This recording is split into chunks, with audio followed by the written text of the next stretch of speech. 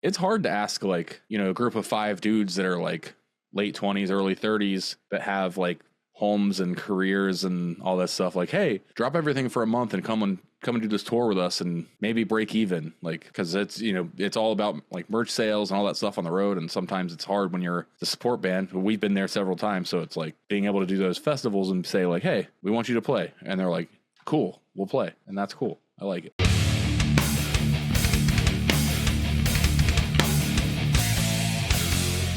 What's up, everybody? It's Keefy at ghostcultmag.com. I am back with another interview. Today we got the Big Slime from the Acacia strain, Devin Shidaker. How are you doing? Doing all right. How are you? I'm super cool, man. It's good to see you again.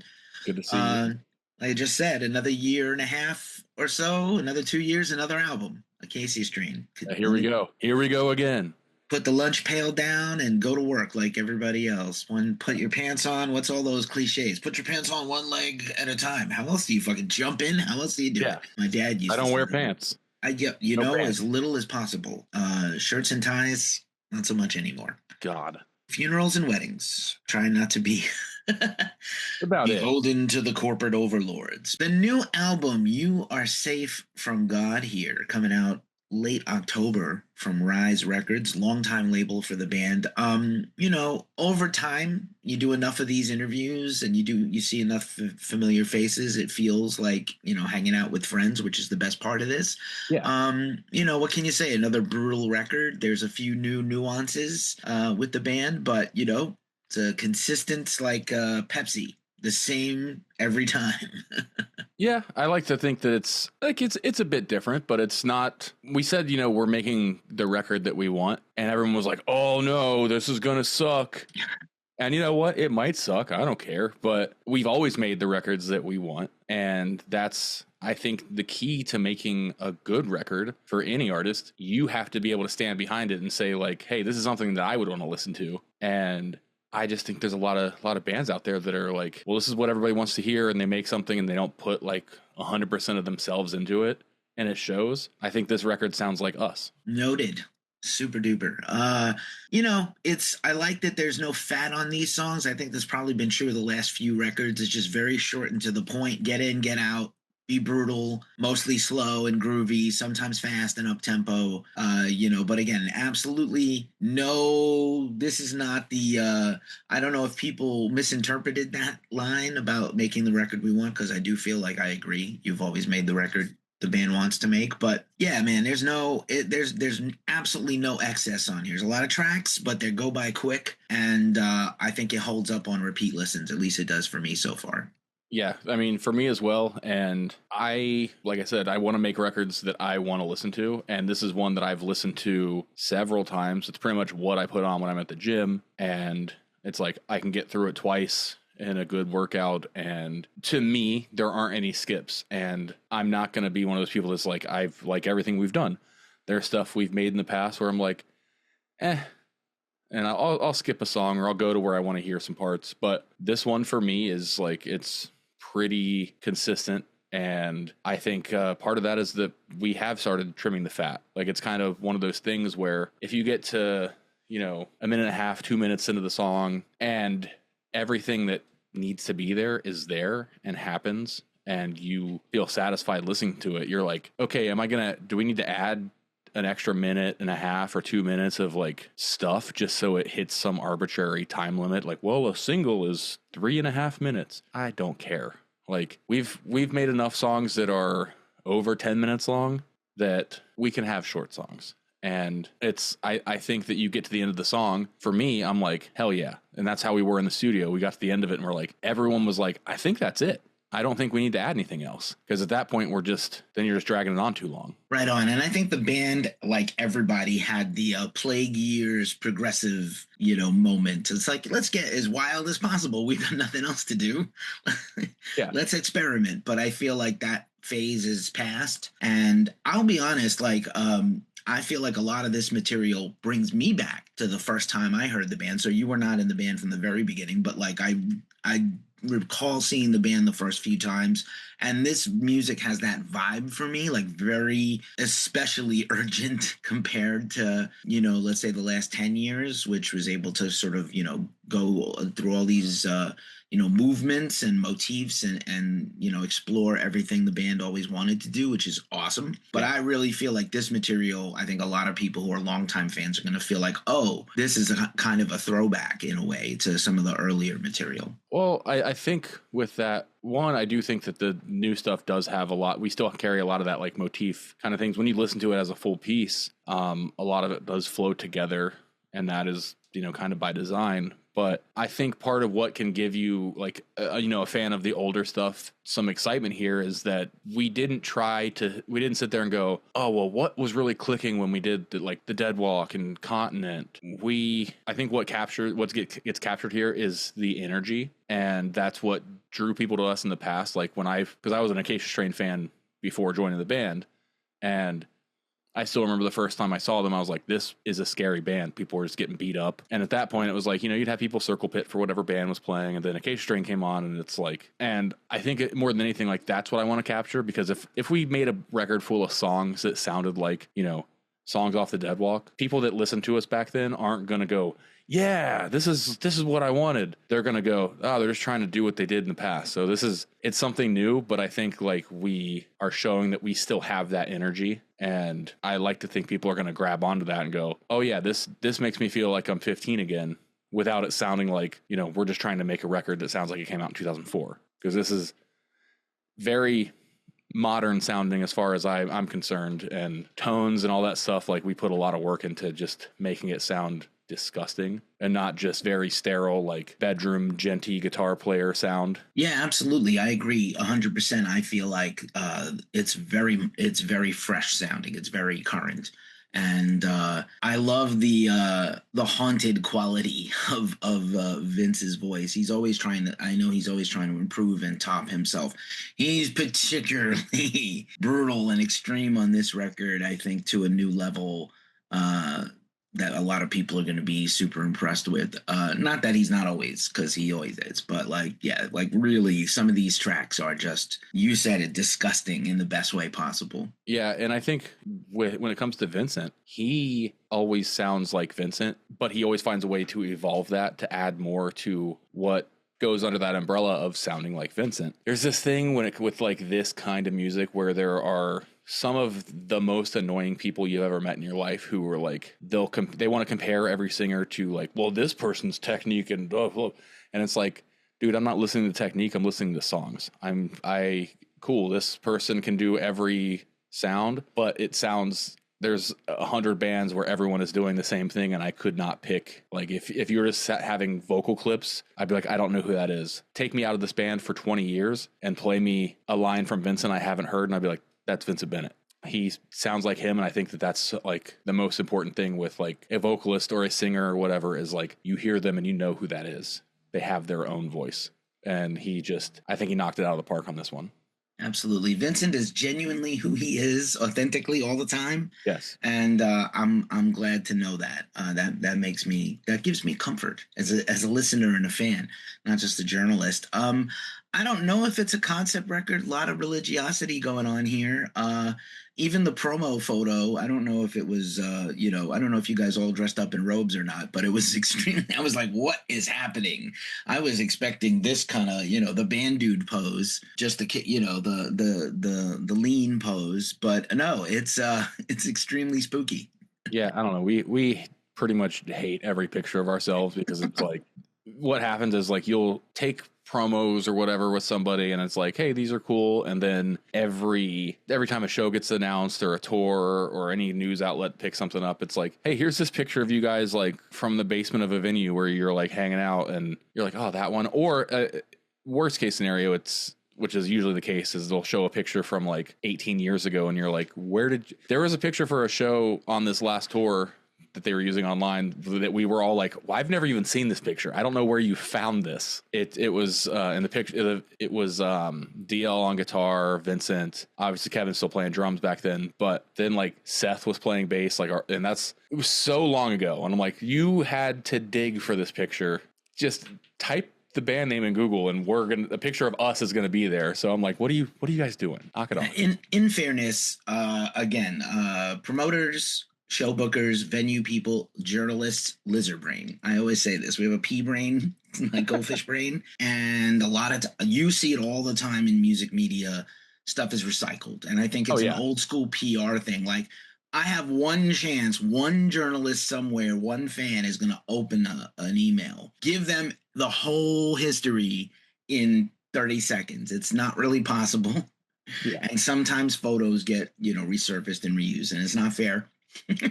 I think I was at one of DL's last shows, and I've seen him jump on with the band locally. So like what, and that was a long time ago even, but like, yeah, just, great guy and, integral to the beginning of the band, but Yeah. this is a different band today. It's, completely. So, what are you going to do? Yeah, it just is what it is, man. Just is what it is. Yeah, we always just kind of laugh about it, like, especially I think promoters, that's a big one where we're like, dude, we sent you like ad mats and all this stuff, and you're just like, we'll make our own flyer with this picture. I'm like, you made more work for yourself. Yeah, I mean, I appreciate the effort.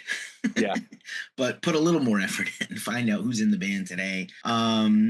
Not that this band has been a darling or anything. I don't remember if Metal Archives has lifted the band on hardcore adjacent bands or bands they perceive to be more hardcore than metal. Yeah, deathcore. Yeah. Same. I live my life. For a band that hasn't had a ton of features and guests over the time, super cool to see Brody, Colin, and Sonny pop up on this record. Did you get to work with them in person? Did they fly in tracks? I know a lot of stuff is disconnected these days with bands. None of it was in person. Because it was kind of like we got done with what we were doing, and it was like, here's what's going to happen. And thankfully, it's like we can send a session to, like, Sunny had a producer that she had worked with for Blackwater Holy Light, so she did that there. Colin went to Taylor's brother, also in God's Hate and Twitching Tongues and a million other bands that are awesome. And Nate flew up to Portland for, I want to say, a wrestling thing, and right before the thing he went to Leon Del Morte's studio and tracked it with him, and everything sounds great. It sounds like it's supposed to be there. Sometimes like you'll get a guest spot or a feature from like a friend, because that's usually, it's like we want somebody that we like or are friends with, usually both. And there's times you get something where you're like, what did they do? We have to fix this. Like, not like the performance, but it's like just the recording where you're like, this sounds very out of place. We gotta do some magic here. Like when we got Aaron from Jesus Peace on the song Seeing God, and it sounds great, but I get like what got sent had like a bunch of distortion and stuff like all over it, and we're like, we give us the raw thing so we can like mix it the same as everything else. So it was, Randy made it work because he's a genius at all of that stuff, but sometimes you're like, oh, what cool, we have more work. That's how it goes. What I didn't see Nate in the credits. What track is he on? I'm not sure. Nate and Colin are both on. Oh yeah, okay. The Machine That Bleeds. Yeah. Okay. And then Sonny, yeah, I'm a huge fan actually of Blackwater Holy Light. It's such a cool why is the trash being picked up at 12:17 p.m. in San Francisco? I don't know, but anyway. Sonny, super cool, great part, and such the one real epic track, right? Like obviously meant to be this big build up. I love the bookends, like very thematic, very cool. And again, like I said, not sure. I'll have to see if I see Vincent in person and ask him. But like a lot of Morning Star, Sacred Relic, Eucharist, a lot of Acolyte, Holy Moonlight, like a lot of that imagery. Yeah. I know Holy Moonlight is a weapon from, I want to say, he's going to kill me because I'm going to get this wrong, but I want to say that it's from Bloodborne. It might be from Dark Souls 3. I'm not sure. But a lot of times it's like, oh, that fits the vibe of the song. Let's use that. Typically, like, we've had so many songs where the title has, like, nothing to do with it. But, like, that's kind of like, we let him do his thing.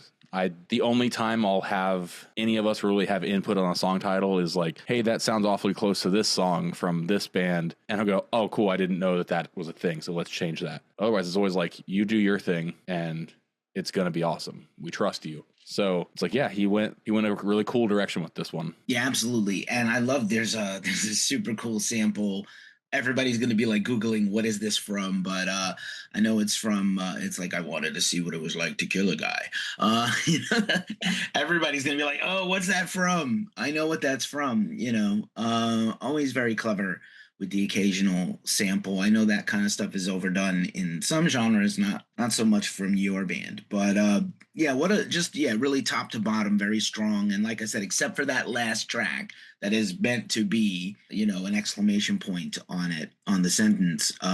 Like I said, super short, great listen on repeat. Do you guys do the car test when you get the masters back, like the first mixes or masters? Do you do the car test? Oh You yeah, drive around? there's like I want to hear it on my monitors. I want to hear it in my like headphones. I want to hear it in my car. I want to hear it in my gym headphones. Like everyone wants to hear it. Like I'll listen to it like through my phone. I want to make sure everything translates however you hear it, so that like if somebody who has not heard our band before hears it in their car, like something comes up on like Sirius, or like they're listening to Spotify or Apple Music or whatever fucking streaming platform, and suggested listen, it just comes up. I want it to sound good, so they're like, oh wow, my skill at production is very low. I'll make something that sounds like, to me, I'm like, this sounds sick on my monitors, and I listen to my car and I'm like, wow, I have no idea what's going on here. Garbage. But Randy, he's great. I'm usually like the first mix we'll get, I'll usually have a couple notes, if any, because he usually does such a good job. And I let Griffin, who are more studio guys, like they're both producers, when they have notes, I'm like, okay, like I'm going to take a back seat and be like, because my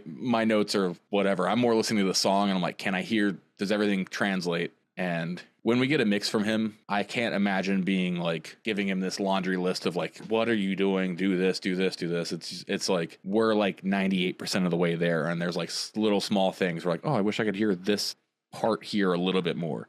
But yeah, thankfully it's not too hard when we get stuff to like, let me do the car test and all that stuff. Like, cool, sounds good. Right on. Now's a good opportunity, since we already mentioned streaming, that this artwork is awesome. And Rise always does a great job with the physical packaging. So please go buy merch and physical records and CDs and vinyl from bands that you want to keep supporting, because that's actually how people get paid, beside touring and selling shirts. So please buy it. And, with physical sales of like records, as well as streaming numbers, because that's important too. Like there are a lot of, booking agents and all that good stuff. They look at those numbers when it comes time to like book a band for the next, touring cycle or whatever for a record. And if when it comes out, it performs well, they're like, oh, cool, this band's like, they're on a hot streak, so let's do this. And promoters will, they end up paying more money to have you come and play, and you're like, oh, cool. So that's like the workaround way that like that stuff does make you more money if it does perform well. But beyond that, like we're always going to make vinyl because we like it. We like the physical packaging. Like pretty much everyone in the band like collects something, but we all like love vinyl records, and a big piece of the artwork and really putting like a lot of attention into the layout and the way everything is put together, as opposed to just being like, yeah, here's the artwork and it's in just like a slip cover. Like we want to do a gatefold and have all that cool stuff. It's fun. Yeah, I think that actually concurrent with your time in the band has been the resurgence of vinyl, right? Like I never thought as a medium this was going to make such a comeback in my lifetime from my childhood. So I've been very excited to get a couple of these on vinyl. And of course, I think the reason behind that, it really is streaming. People will listen to a band and they go, oh, I like this band, I want to support them and buy something. I'm still probably going to listen to this on my phone. So I feel like most people that have our records or have collections don't really even listen to them on a turntable. They just want to own physical media and have that. And there's a lot of people that do listen to the records, but if you're going to listen to your phone and you want to own like the physical version of something, get the biggest thing, a record. And the whole like all of the variants you can do with them, you can't really do that with a CD. So true. You cannot. And then, I think Rise, again, has done such a nice job. The band has been there for a very long time, which is, super rare these days, where people, it's kind of like going to a new job. The only way you can get a raise is to go to a new job sometimes in your industry. Yeah. And it's the same thing in the record business. But the reason to stay loyal, the reason to stay with somebody is trust, is familiarity, consistency. So Rise has all those things going for it, which is, awesome. Just as we start to wind this down, I want to give you back your day. I appreciate your time, man. Always. I think it's pretty interesting that the band now has its own little cottage industry with like the Sadness and Failure Fest. Yeah. Very successful from what I was told by my spies. Good show. and then the end of year show again. So I think it's a lot of like fun in between touring and maybe supporting other bands or going out on a headline run, that you have these kind of polls during the year to go lean on, these big things to build up to. Yeah, and I like that we've been able to do that stuff, because it's when we go on tours, we like to bring like smaller bands that we want to get people's attention on, because like we're lucky enough that we have people that want to come and see us play. And almost all of our fans are fans that want to watch whoever's opening as well. And I want to always be one of those bands that's like, hey, this band over here has been like kicking ass, doing stuff. They need a shot. Let's take them out. And our fans are going to find them. And if we like them, they're probably going to like them too. And I think that's really cool, because there's, there are a lot of, bands that are older out there that have the fans that like they go to the show and like, we only want to watch the headliner. We're going to yell at the bands that are playing beforehand. And I'm like, that's so dumb. Like, maybe you'll find something cool. Just pay attention. So we like doing that on tour. And then the fests are giving us an opportunity to like bring more bands out, and more small bands that we like that maybe are like, hey, we're adults and we have lives. Like, we can't really go on tour, but we can play festivals or we can do this thing. And that's like cool. We can get bands we like that don't tour, because it's hard to ask like, a group of 5 dudes that are like late 20s, early 30s that have like homes and careers and all that stuff, like, hey, drop everything for a month and come and do this tour with us and maybe break even, like, because it's it's all about like merch sales and all that stuff on the road, and sometimes it's hard when you're the support band. We've been there several times, so it's like being able to do those festivals and say like, hey, we want you to play, and they're like, cool, we'll play, and that's cool. I like it. Right on. I seen 2 bands this year that really blew me away live that I had never seen before. Gates to Hell earlier in the year, and Missing Link. And I know Missing Link played with you guys at the Sadness and Failure. So it's such a killer band and so good live, like exceptional live. Yeah, Missing Link. You got Paul Dove on drums, who's in Recon with Mike. And so that is, as soon as I knew like, oh, it's Paul's band. Yeah, before I had even heard them, like, because we'd played with them before they were on like any of the show stuff with us or any of that stuff. But like the first time I heard of them and it's like, oh, Paul's in the band, let's check it out. And there's so many bands like that. Like, check out every band that plays those fests, because you will find some stuff that you didn't know about that you like. Yeah, that's actually my favorite thing to do, is go to a festival and see bands I don't know. Not just but come early and stay late. What else you got to do in your life? Go home and jerk off on Pornhub? Come on, you need to. Worst case scenario, you find a new favorite band. Yeah, support this music. Support. And you get to do the cool guy thing and be like, oh yeah, I saw them when they were opening this thing, and because bands get big. We took Knock Loose on tour in like 2016. I remember. And told them like, at the end of the tour, it's like, next time we tour together, like, we're gonna be supporting you guys. And they're like, no. And I'm like, we've done this long enough. Like, you guys are doing everything right. You have the right attitudes. Sure enough, 2019 comes around and they're like, hey, do you guys want to do direct support? And we're like, absolutely we do. Yes. Told you so.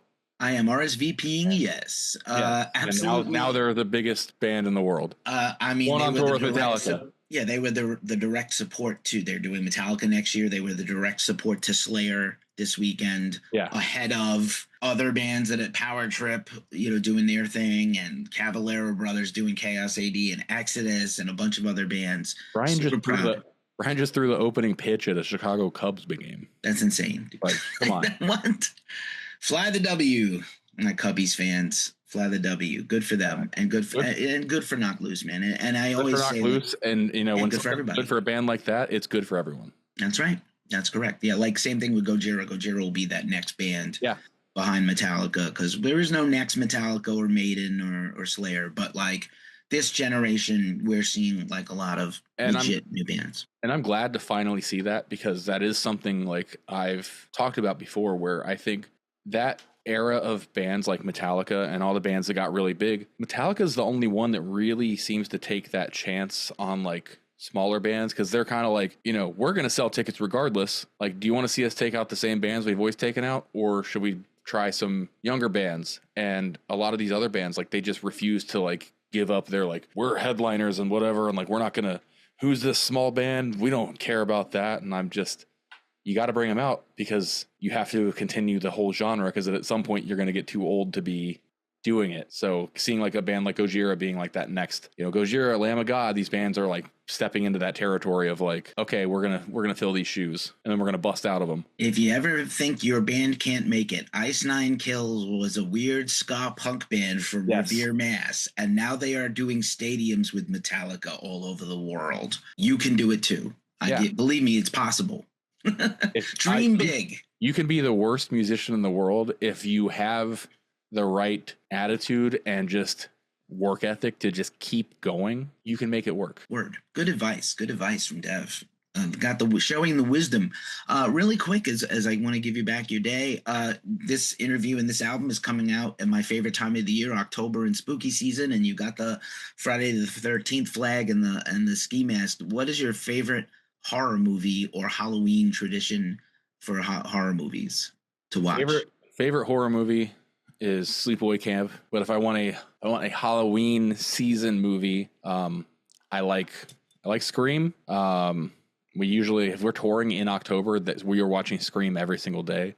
But I love Halloween 3. That was filmed just down the street from my house. The whole little town they use in Halloween 3 is just there. The mask factory is just there, unchanged. And I like that stuff. I like decorating for Halloween. I'm gonna go get my giant 12-foot skeleton from storage here soon, and then I have a camera that I usually set up on it because we're also by a high school, so kids like to mess around. And I'm more just I want to see what they do, because usually there's somebody that walks up and tries to touch its wiener area, and you're like, okay, that's assault. Please get consent from the skeleton that is 12 feet tall. Yes.